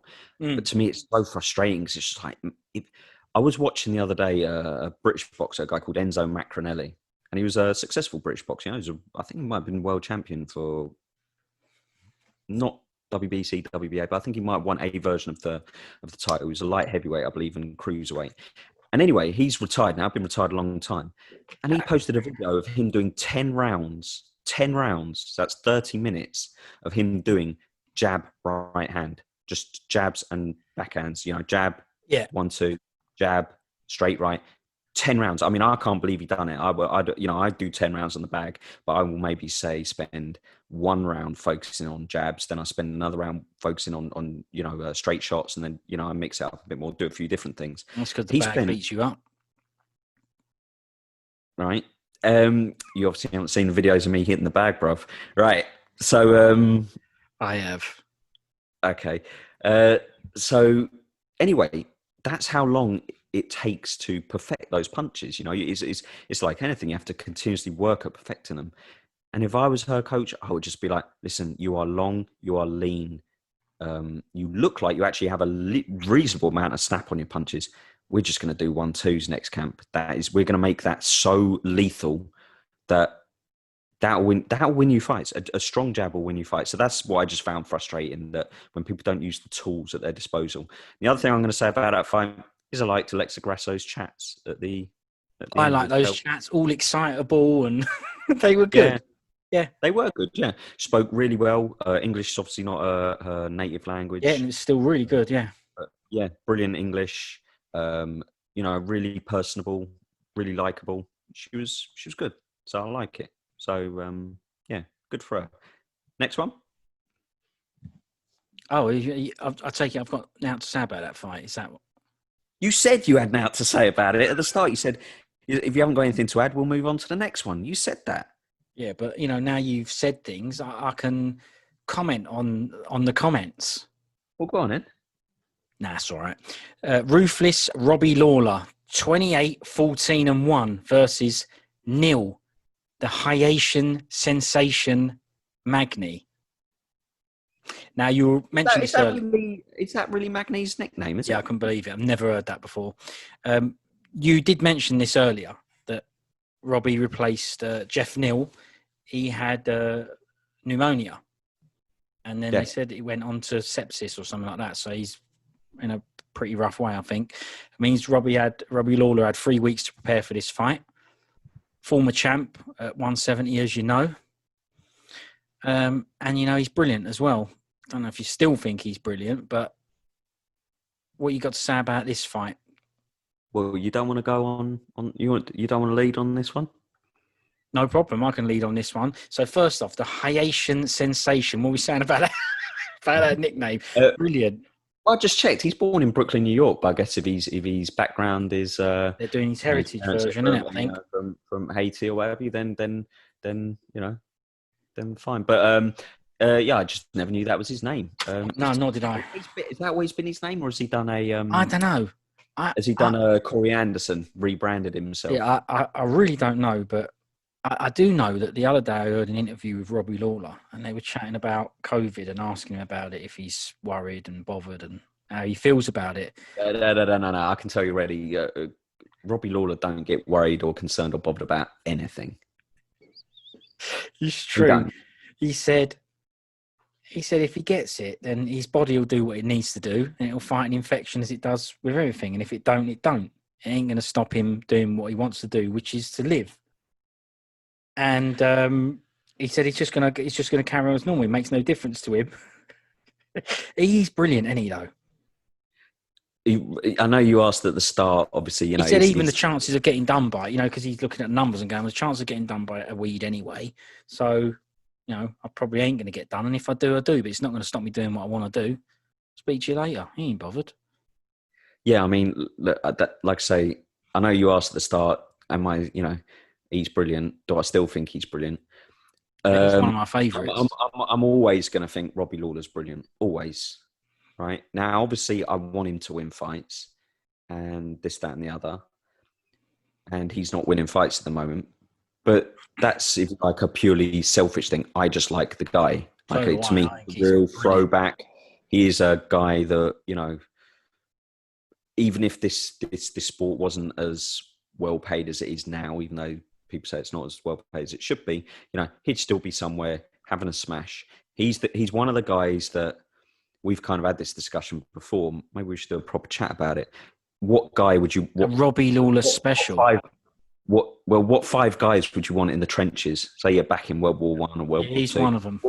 What five guys do you want in the trenches next year? And to me, the two that jump to my attention straight away are Robbie Lawler and Frankie Edgar. They're two of the blokes that I'm like, I want those blokes next to me. Yeah, amazing. I don't want Austin Springer, and I imagine you don't want Zach Cummings. So and that's the way I feel about Robbie Lawler. He's wicked. He'll always be wicked. I didn't particularly like this performance, but I don't put that all at his door. I thought Magny fought brilliantly, done what he needed to do. Whoa. Oh, sorry. Go on. You said, did I want to chat about this fight first? So you changed your mind. All right. Well, yeah, but I was responding to what you... I'll go off that bit. My real question there was this a good Magny or a bad Lawler or both? Was it a bit of both? Because the thing I've got to say is Magny was the favourite. Now, apart from 3 weeks' notice, I couldn't believe that. I mean, he ain't very good. He's consistent, takes a lot of fights, wins a lot of fights, but he ain't that good, right? And Lawler, I think you need to clarify what you mean by he ain't that. He obviously is that good, and he's someone that when he was on that Ultimate Fighter show, we were like, good on that. He's the best bloke in this series, and he is. And we said that at the time. Yeah, and I can't remember who won that show, but he has proven to be the best bloke. I think it was tough 16 if you want to have a look who won it.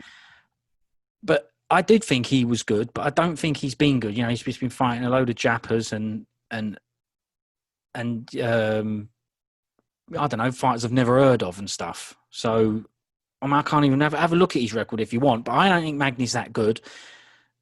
But he done him, right? First off, he was the favourite. I couldn't believe it. Favourite against Lawler.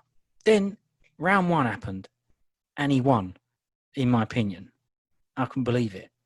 Colton Smith won that one, by the way. Yes, the best. Grey pants. Then round 2 came along and went, and Magny won that. Unbelievable, I was thinking. Oh, Lawler's doing nothing. Then he went back to the corner and hoofed, gave him a right good seeing to, didn't he? He gave him a right good talking to, told him straight, what the hell are you doing? What's going on? What's wrong with you? He's brilliant, he is. He's really good. Brilliant coach. And I do think that in round 3 he did a bit more, but basically still did nothing, Robbie. And that's my question to you. Was it a good Magny or a bad Lawler, or was it both of those things? What's happening here? Okay.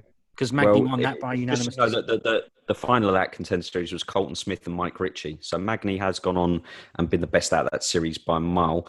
But obviously, I like Mike Ritchie. Yeah, but our favourites from that series are Julian Lane and Michael Hill. Let me bang, bro. But, unfortunately, they didn't get their shot because, well, I don't know. Dana's obviously just got a personal problem because they're clearly the two most talented there. Best. But anyway, look, Magny, just to address your thing about Magny. Magny is good, right? He is. He's long. Never heard you say this before. I Scared do of him? think Magny. Am I scared of him? I've never heard you say Magny's good before. As a matter of fact, I'm sure I've heard you say he's I've correct. definitely said he's. Now you're saying it because you're scared of him because you know he's going to listen to the show. Nah. I've been straight about it. The time when I was most critical of Magny was, like you say, when he's been in a lot of fighters who I hadn't really heard of before. They're making their debuts or they're losing records in the UFC. And he built up that good streak where, what was it, like 6 or 7 wins? And people were getting too high on him at that point because that's what was frustrating me. Because I was like, this guy hasn't really proven much yet because he hasn't stepped out of a certain class of fighter yet. He hasn't stepped into the top 15, the top 10. And obviously when he did, he got beaten. And but yeah, I think he's decent. He's not like my favorite fighter in that weight class by a long way, but I think he's awkward. He's decent. He's obviously got long reach, long limbs, and that kind of thing. And so I think he's all right. So I'm sorry if you don't think he's good. Well, then that's a problem. I think he's all right. Yeah, but I think lately he's been utilising his length and his grappling a lot more, and he's having quite a lot of success with it. So fair play to him. I don't find his fights particularly exciting, and I think in this fight it was a little bit. I don't think it was bad. Robbie Lawler, right? Robbie Lawler was constantly trying to get back to his feet, constantly trying to win the fight, etc., etc. He just by what? No punches. Look, that you can there say was that. No punches. Right? Yeah, but that's right. I'm not being funny. That has been a problem with Lawler a fair amount. Do you not think? Yeah, recently. But even in his title defenses, he went on certain. He went certain rounds, like at least a couple of rounds each fight throughout that period where he's winning a lot. Where he wasn't throwing any strikes. In the middle, he was in 5-round fights, maybe trying to conserve energy and stuff. But remember, he always used to come out wild in round 1, wild in round 5, and then rounds 2, 3, and 4, he kind of used to go missing. And it almost just felt like, to me, he just had rounds 2, 3, and 4 in this fight. And before the fight, to me, it was, if this goes a distance, Magny's winning it. If it ends, Lawler's gonna, catch him with a big bomb and knock him out. That's what I felt. It went distance. Magny won it. Weren't a great fight. Well, it was. Yeah. I do think that, although I don't think Magny's that good, I do think he was good in this fight. I do think it was a good Magny. I thought he was good in this. Did what he needed to do. Kept busy. Kept jabbing him in the face. He punched him. He kicked him. He put him down. I thought he was good in it. The best Magny, I would say, that I've seen. Maybe he is good. He's brilliant. All right, okay. Well, I think you have been a bit harsh on Magny because I know you might say that recently you haven't thought he's that great, but there was a long time where we were like, Magny's good, especially through the Ultimate Fighter. Ultimate Fighter, he was great. Yeah, I did think he was one of the good guys off that. Yeah. So let's just go quickly, Magny. Just very quickly. So I'll tell you who's a good matchup for him next: Vicente Luque, and I think he loses to Vicente Luque. No. Zach Cummings coming down. You said he needed to come down to 170. He can come down, never smash, double crap. No, so Magny, if I look at Magny, the people ahead of him, some of these aren't really that relevant because they're kind of not active, but Nate Diaz, not active, so just forget it. Jeff Neal, that was obviously the fight that was scheduled. I think that Jeff Neal was really good, as I know you do as well. Vicente Luque, I mean, he's one of our favourites. That's a good one. Yeah, see if he can get through him. Yeah, that's to me that makes perfect sense. Luque Magny, Magny. No, that's better. Yeah, Luque Magny makes sense. After that, you've got actually two. I see Luque and What about Magny Chiesa? Wouldn't be bad. How is Damian Myers still at number 7? He's Good brilliant. grief. No, that's a big mistake there. He shouldn't be top 15, I don't think, anymore. No, you've got to get through him, haven't you? If you want to get somewhere, you've got to do mile. It's the agreement. That's a bad ranking, that.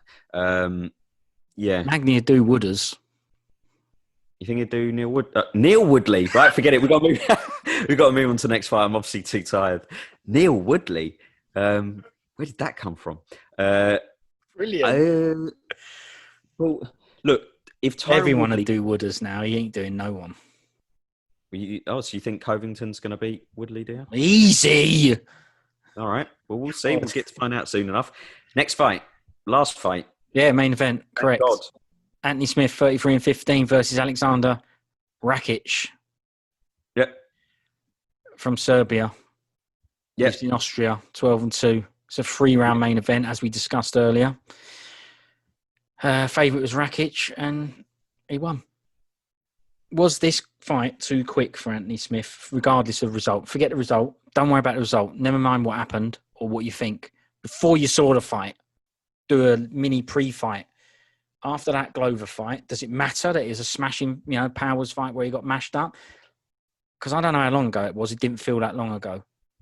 What are we saying? Didn't feel that long quick? ago. I mean, how long do you think it was? 2 months. 3 months. Just over 3 months. Yeah. I don't know what happened to the free guest game, but okay, yeah. I think the problem with Smith, there's a couple of problems here. One, he's only in really tough fights.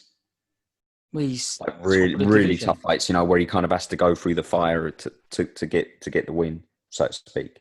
He has to overcome adversity. In many of these fights, he sort of he outlasts the opponent, or they just get tired, punching him in the head, knocking his teeth out, whatever it might be. Yeah. He's a real strong, tough, durable guy. And that obviously has a limited shelf life. And I feel that he's having too many fights that are too tough on his body. That will only diminish his capability of getting through those tough moments in fights, which means ultimately he will result in him losing some fights that he might have been able to grit his way through. And I think that's what we're seeing now.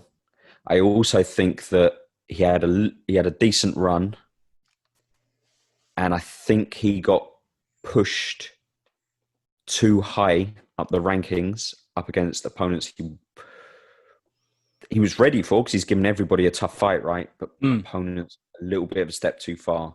So if you look, that's why the Glover fight was a good one, though. That was probably the right level. He still got done.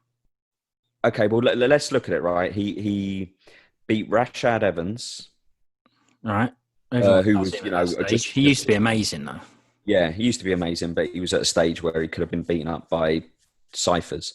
He then beat Hua.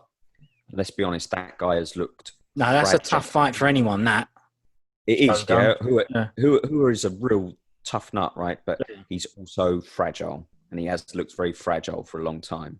Yeah, right? And he's a bit slow. But both those people carry big names. Okay, so he's beaten both those guys. So people are like, wow, this guy's doing good, isn't he? He then beat Özdemir, right? Who at the time, didn't he have a fight with Cormier? Didn't he? Was that after he had a fight with Cormier and lost? Like, so basically, he fought for the belt. Was it after that he had that fight? What, the Özdemir fight? Yeah, Özdemir already had a fight with Cormier before that. Yeah, he lost. See, he lost so title challenger bloke then, right? Yeah, that's right. Yeah. So he fought Cormier, lost, and then Anthony Smith got his shot him, okay. And Anthony Smith beat him. I can't really remember the fight. I can't remember, but I've got a feeling that Anthony Smith had to go through the fire on that one a little bit. He had to grit it out, kind of thing, and that got him a title shot against John Jones. Now, but it's understandable because he beat the bloke who just fought for the title, even though it was Cormier. Right. So I get it. That's right. But if you look at it now, since then, Özdemir's been on a little bit of a skid, and he hasn't. He's got some skids in his pants. We all have. He's lost to Smith. He lost to Reyes. Beat Latifi. Beat Rakic. Beat Rakic on a split decision. But then he lost to Projaca. So he's been on a little bit of a dodgy run. And so you just look at it and go, well, he kind of got that title shot arguably a little bit early. He Yeah, then but that's beat because of the division, isn't it? It's because of that yeah, it's a little bit 205 is just a bit yeah, it's not a now very going deep on. division. Yeah, he then beat Gustafsson, which is a great win. But again, I've got Phoenix one that he kind of I really have to go back and watch it. But like all these fights, he kind I of has don't to go remember for that one. fire.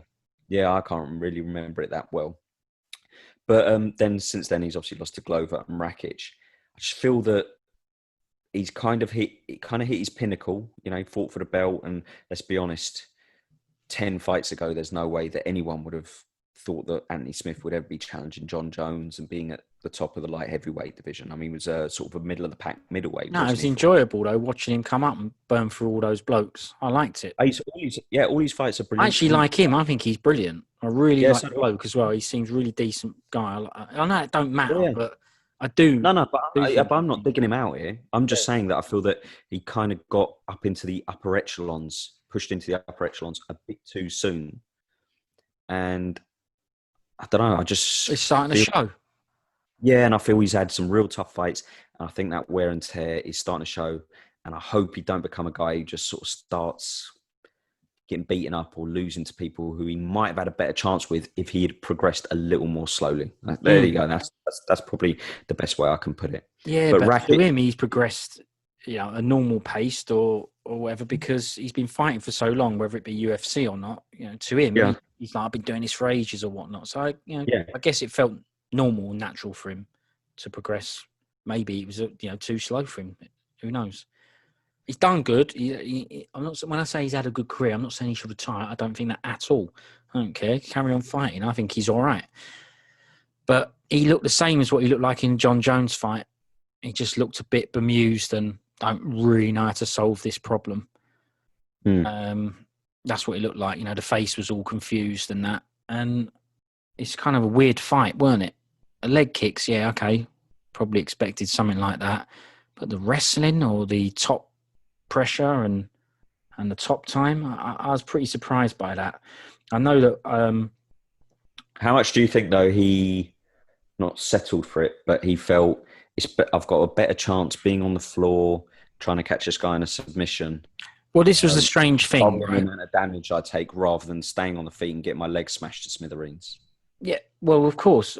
This is why I thought it was weird that Rakic never stood up. He kicked him twice in a row. It kind of put him down, and he decided to wrestle. I think he wrestled the whole last round from memory, and I don't understand that. I don't understand as a kick. Maybe he wants to show his skills and his all-rounded game and everything, but man, I would have definitely stepped back and gone, let's see how you get on that leg. Step up, get up on that leg and see how you get on, and I'll kick it again. But he didn't. He just kind of put him where, like you said, I think he probably preferred to be down on the floor, giving him an opportunity. But it was the same as the Glover thing. He had a bloke on top of him for ages, just hitting him all the time. I had a look afterwards at the fight stats, and significant strikes was 7 for Anthony Smith and 40 for Rakic. Now, I don't even think 40 is that much considering how much top time he had or whatever. But anyway, 7 to 40 is a big difference. Total strikes, 20 for Anthony Smith and 136 for Rakic. Obviously, done some weed ones because they never got... they weren't significant. Yeah. Knockdowns, 1 to Rakic from the double leg kick. And then the ground control time is 0.05 for Anthony Smith and 12 minutes 16 for Rakic, which you wouldn't have thought, I don't know about you, but I wouldn't have thought that was going to be the case at the beginning of the fight. I would have thought the other way around, that Anthony Smith, I would have thought would have had some more wrestling and ground control time, but I don't know what happened. I thought it'd be a stand-up fight. I thought that if it stayed standing up, Rakic would win just because bigger, stronger, more powerful. Yeah, Well, it didn't make for it didn't make for an entertaining fight, that's for sure. It didn't. No, I mean, I enjoyed the first round. I thought that was interesting. Yeah, so it was brilliant. Massive leg kick sounds and all that. It was good, yeah. Yeah, and he's definitely a big, strong guy, great physique and all that. That Rakic, it's like real solid lump. But it's touching on what you said earlier about the depth of that division. He was calling for a title shot at the end. He was, yeah. And in a way, there is some justification for it. I'm kind of glad that John Jones has sort of, vacated or whatever is sort of happening there. Yeah. Because it opens the division up to be interesting again.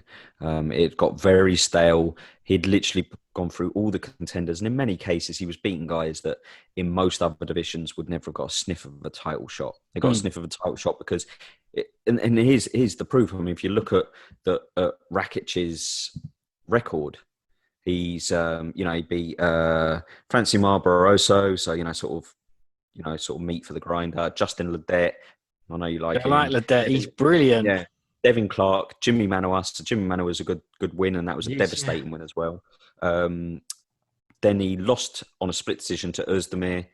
So, not a great shame in that, but he lost that fight. And then he beat Anthony Smith, and now he's calling for a title shot.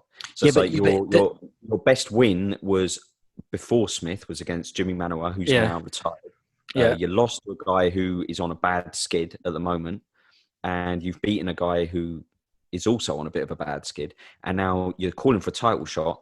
And once Reyes and Blachowicz fight, you kind of go, I see why. He's right. You look at the top 10 and you go, well, who else is there? Right. And you can make the argument, well, Glover, but Glover's had a few title shots, admittedly, a couple, I think. But, Glover, you can make the argument for. To me, the guy who is the most dangerous that deserves the next shot would be Thiago Santos, hammer chest. Yeah. I guess he's out injured, I suppose. Yeah. I believe he is injured. Yeah. But he was the guy that makes sense to me because he run John Jones very close, and he's obviously exciting, powerful, devastating sort of striker. He makes the most sense. But it's just one of those divisions where, let's say Reyes wins and beats Blachowicz, as I expect he will. You then look and go, other than Thiago Santos, I look down that top 10 and go, I don't really see anybody giving him that many problems or even creating an intriguing matchup. But that's the thing. Like I say, take out Thiago Santos, then take out Blachowicz, because say if he gets beaten by Reyes, which I expect to happen, you're then looking at Teixeira, Smith, Projaca, Özdemir, Rakic, Krylov, Serkinov, Johnny Walker, Ryan Spann. You look at it and you go, I mean, even Hua's in the top 15. You look at it and go, there ain't another good light heavyweight matchup. No. Yeah, that's why he's right. Given that he's only right, given the current situation, and he's right because, like you said, he's asking for the title shot. But look at the title shot. He ain't asking for John Jones. He's asking for two fighters that he should be fighting. They just happen to be next for the title shot because the real champ, he ain't the champ anymore, but the ex-champ, gave the belt up. So I think it's right. Just only based on the way things are at the minute. It's not a silly thing to say, really. So, I agree. It's not a silly thing to say, but it's a bit of a damning indictment on the light heavyweight division. Well, it is, but like you say, give it a chance to resettle itself after Jones has gone, innit? So we'll see what happens. But he's definitely good, and he's proved. Look, if you said to me, do you reckon he'll do Smith on the ground? I'd have said no. If someone's going to be on top doing ground stuff, it'd be Anthony Smith. So I was a little. So in that way, I think this Rakic is good. Better. I already thought he was good, by the way. I only really remember the Manuwa fight. I do remember the other one with Özdemir, but that one I looked at him and went, he's good, because 205 is a bit ropey, innit? So when I saw him, I went, right, this guy is good. But, like we said before, don't go too far with these things. You ain't seen him do nothing else yet. Well, I have seen him do something else. I've seen him do a real grinding bloke now with grinding, with striking and then grinding. That was a good performance by him, that. Even though I thought the fight was boring. I didn't like it. Wasn't entertaining. It stunk. But it was a good performance by him, that. It got the win, easy, if you know what I mean. So made it look easy, if you like. Done him in all areas, that kind of thing, Yeah. So it was good. It was good for him. Does make me think he's good. He's even better than I thought. And I already thought this guy was a good Newen to come along. So I'll tell you what, though. I have noticed that Jimmy Manuwa has mentioned, sort of he's giving it the usual chat of like, Oh, he's doing a comeback? Like sounding out, maybe a comeback. If I look Go on, Jimmy. If I looked at that top 15, I'd be going, I think I am going to come back. Because so would I. Go on, I don't think Manuwa would win the belt, but stranger things could happen. Like if someone said to me, well, I don't know, he beats a couple of guys and then gets a title shot. I mean, he can bang anyone out on his day, can't he? So yeah, of course. If I was him, look, I'm not telling him what to do. Only do it if the hunger's there. But I'll be considering it. But that's all I've got to say on it. Oh, well, that's that then, isn't it? If that's all you've got to say on it, then that's it. Then that's all anyone can say on it. And don't you think you've said enough? You have any idea how long you've been talking for? Go on, hit me with it. No, I'm not gonna. I'll save it for later. But let me tell you, he's been talking. He's been chewing my ear off. I've had enough of you. So, we've covered the whole event, so there's no reason to go on, is there? We should end it now. No, I'm gonna go and watch my Hannah Cifers Greatest Fights DVD. Notice it's not a Blu-ray. I thought you were going to say VHS, but no, yeah, don't worry about it. It's just a blank recordable DVD. Ain't got now on it. You know why? Because it was titled Greatest Fights. It's like, well, it's empty then. Exactly, the great ones. Brilliant. Nasty, that. Really, really nasty. It is nasty. Just to reiterate, anyone who gets in there and does it. No, it's a Metallica. It's sad but true. Sorry. Yeah. Right. That's all there is to it. So. A bit of respect. Is it? No. Yeah, with a bit of goddamn respect. Yeah. Well, look. Good show. Thanks for the chat. You know, I look forward and like to chat all the time with you, regardless of what it's about. We've covered everything off. We'll end it there. Thanks to anyone who has listened. Please leave us some comments, like and subscribe, and all the usual. Appreciate it. And as for you, I just got one quick. Sure. Listen, you don't have to be quick. You can listen. We ain't got no rules here. Say whatever you want, as long as you want. I don't care. When we say we want comments, obviously we don't want comments. But when we say we want comments, we do not want them from women who are trying to sell some OnlyFans crap, or trying to sell some sort of do you want to date me? Here's my details, and it's obviously not real. So those women, those comments. Yeah, those women, those comments. I deleted them ones off. Just it was making us look trashy, so I got rid of them. Yeah, sorry, mate. I kept the details for you. Yeah, nice one. Thanks, mate. Yeah, I just deleted them off the site. Just copied them. Yeah, send the contact details over though. Yeah, of course. Yeah. So let's have some comments if you feel so inclined. Thanks very much if you did listen. And I'll catch you next time. What is the next one? Apart from catching up on some news, we'll probably do some news stuff. What's the next event? Do you know? Is it over? The next event? Is it over? It is over. Yeah, because I saw him talking about it today. One of your favourite fighters. He is one of my favourites. Yeah, he's brilliant. He is. Yep, Overeem is, and you'll be very pleased to know. Just very quickly, remember Ovince Proof fight got cancelled because he had COVID. Well, COVID, I mean, he's obviously bumped it off very quickly because it's been rescheduled for this event. So 2 weeks later, and he's back fighting Alonzo Menafield in the co-main. So I don't know what's going on. That is weird because it was quite a quick call off, as in, sometimes you could say it was called off weeks ago, but it weren't, was it? It was quite close to the event, I think, like the next. That's right. Yeah, it was a week or so. It might even have been the day of the event or the day before the event. But anyway, he's obviously bumped it off pretty quick. Like, been a few days. He must be one of those people that just. I told you the tests ain't accurate.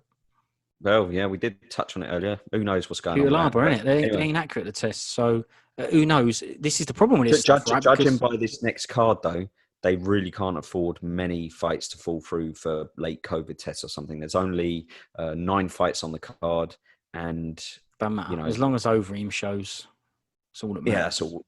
That is the fight we're looking forward to. Go on, Alessio. And that's all there is to it. All right. Well, I'll catch you in the week then for some more chats. Yeah, nice one. Try and make it a bit shorter next time. No, you try and make it shorter. I ain't making it shorter. I can't make it shorter if it's you on the other end. All right. See you later. Nice. Yeah, ta-da. All right, mate.